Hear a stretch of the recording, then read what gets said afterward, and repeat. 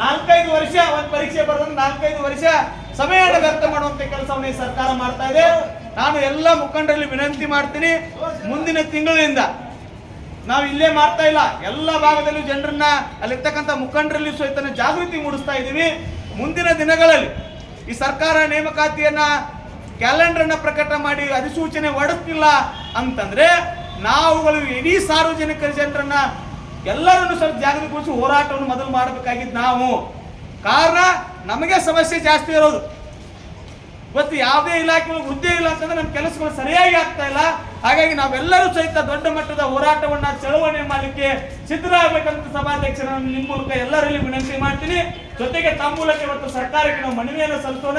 ಸರ್ಕಾರ ಒಂದ್ ವೇಳೆ ನಮ್ಮ ವಿಚಾರಗಳನ್ನ ಗಣನೆಯಾಗಿ ತೆಗೆದುಕೊಂಡು ಧಾರವಾಡ ಅಷ್ಟೇ ಅಲ್ಲ, ಪ್ರತಿ ತಾಲೂಕಾ ಕೇಂದ್ರದಲ್ಲಿ ದೊಡ್ಡ ಮಟ್ಟದ ಹೋರಾಟಗಳು ಚಳವಳಿಗಳು ಆಗ್ತಾ ಅಂತಕ್ಕಂಥದ್ದನ್ನ ನಾವು ರೂಪಿಸುವಂತ ಕೆಲಸವನ್ನು ಮಾಡೋಣ ಅಂತೇಳಿ ಮಾನ್ಯ ಸಭಾಧ್ಯಕ್ಷರ ತಮ್ಮ ಮೂಲಕ ನಾನು ವಿಚಾರ ಮಾಡಿ ನನ್ನ ಮಾತನ್ನು ಮುಗಿಸ್ತೀನಿ.